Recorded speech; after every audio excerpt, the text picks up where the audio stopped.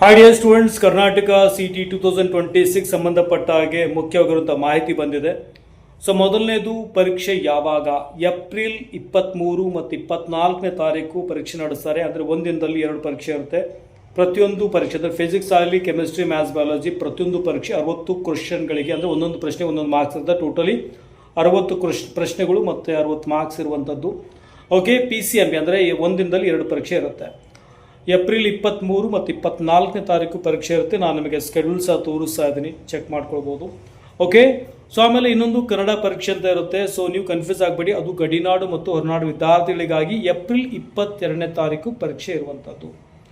Okay, so ಇದ್ರ ಬಗ್ಗೆ detail ಆಗಿ ಸಹ ನಿಮಗೆ ಹೇಳಿರ್ತೇನೆ ಬಂದಾಗ. ಮತ್ತು ಇನ್ನೊಂದು ಮುಖ್ಯವಾಗಿರುವಂಥ ಮಾಹಿತಿ, ಆನ್ಲೈನ್ ಅಪ್ಲಿಕೇಶನ್ ಕರ್ನಾಟಕ CET ಪರೀಕ್ಷೆ ಹಾಕೋದಕ್ಕಂದರೆ ಬರಿಬೇಕಾಗಿತ್ತು ಅಥವಾ ನಿಮಗೆ ನೀಟ್ ಪರೀಕ್ಷೆಗೆ ಕೌನ್ಸಿಲಿಂಗ್ ಅಟೆಂಡ್ ಆಗಬೇಕು ಅಂದರೆ Karnataka examination authority under online application ಹಾಕಬೇಕಾಗುತ್ತೆ. ಅದ್ರ ಬಗ್ಗೆ ಹೇಳಬೇಕು ಅಂದರೆ ನಿಮಗೆ ಜನವರಿ 17ನೇ ತಾರೀಕಿನಿಂದ ಸ್ಟಾರ್ಟ್ ಆಗುತ್ತೆ ಅಂತ ತಿಳಿಸಿದ್ದಾರೆ. ಸೊ ಅದು ಬಂದಾಗ ನಿಮಗೆ ಡೀಟೇಲ್ ಆಗಿ ಹೇಳಿರ್ತೇನೆ, ಏನೆಲ್ಲ ನಿಮಗೆ ಡಾಕ್ಯುಮೆಂಟ್ಸ್ ಬೇಕಾಗುತ್ತೆ, ಯಾವ ರೀತಿ ಅಪ್ಲಿಕೇಶನ್ ಹಾಕಬೇಕು, ಡೀಟೇಲ್ ಆಗಿ ನಮಗೆ ಹೇಳಿರ್ತೇನೆ, ಗಡ್ಬಡ್ ಮಾಡಬೇಡಿ. ಸೊ ನೀವು ಇನ್ಸ್ಟಾ ಚಾನಲ್ ಫಾಲೋ ಮಾಡಿ, ನಾನು ನಮಗೆ ಐಡಿ ತೋರಿಸ್ತಾ ಇದ್ದೇನೆ. ಓಕೆ, ಸೊ ಯೂಟ್ಯೂಬ್ ಚಾನಲ್ಲು ಸಹ ನೀವು ಫಾಲೋ ಮಾಡಿ. ಅಪ್ ಟು ನಿಮ್ಮ ಅಡ್ಮಿಷನ್ ಆಗೋವರೆಗೂ ನಾನು ನಮಗೆ ಗೈಡೆನ್ಸ್ ಕೊಡ್ತಾ ಹೋಗ್ತೇನೆ. ಓಕೆ, ವಿಡಿಯೋದಲ್ಲಿ ಇಷ್ಟೇ. ಮತ್ತೊಂದು ಮುಂದೆ ವಿಡಿಯೋಲಿ. ಚಲೋ, ಟೇಕ್ ಕೇರ್, ಬಾಯ್.